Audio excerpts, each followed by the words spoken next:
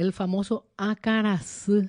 Es similar al tairasú, Sí. solamente que el acarasú es algo crónico. Ah, Es más difícil de ponerle punto final a situaciones que te resultan inclusive agotadoras para mí por su condición, ¿verdad? Entonces son problemas más pesados, problemas más complicados, son de más largo plazo, entonces es bastante molesto, ¿verdad? El acanazú que te da ciertas situaciones, ¿verdad? puedes tener un Ah, hijo que te da acarasú, no zafás más hasta que así no mismo. madure. Exacto.